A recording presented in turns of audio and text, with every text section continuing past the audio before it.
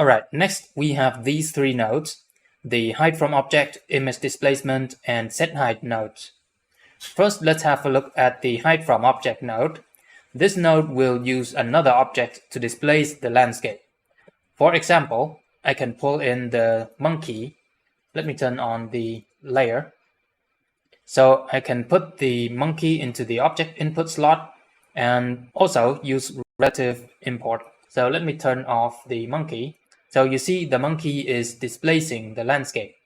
And you can turn off the allow negative projection to get rid of the parts below the ground level. Or if you want your object to displace your landscape downward, you can turn on allow negative projection. And we can also scale the object this way, or you can move the displacement up or down using the offset input. Alright, next we have the image displacement. Now this will load in an image to displace your landscape. So let me open up the height map PNG file. Now you're not seeing any difference at the moment because the PNG file can only store values within 0 to 1 range. So if I click here, you see the values down here. It will never exceed 1, and the darkest value can never be lower than 0. So because of this, a PNG file can only displace a maximum amount of 1 meter.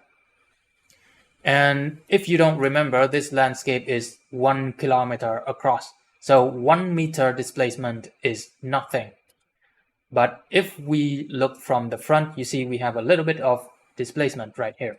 That's the maximum displacement of 1 meter. In order to have a proper displacement, you have to increase the height scale to something else, like that. The image displacement is 512 by 512, so I'm going to set this to 512. So you see this is the displacement of the PNG file. However, there is another image format that is the OpenEXR format. This file format can store the height information outside the range from 0 to 1. The values can be less than 0 in the negative or higher than 1. The OpenEXR file can store the true height map of the landscape.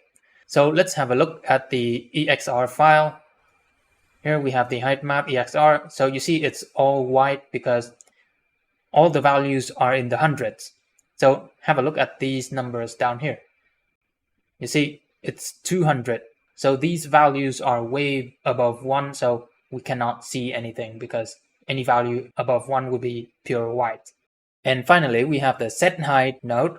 The set height will simply set the height for the landscape. However, you can use this mask to control where to set the height and where not to set the height. For example, let's go to the utilities category and pull in a random texture. For example, this one. And I'm going to put this to the mask. You see, this texture is now the mask to set the height. Let's have a look at the texture. You see, it's like this. And you can develop your own mask to put into this mask input slot to control how you want to displace your landscape.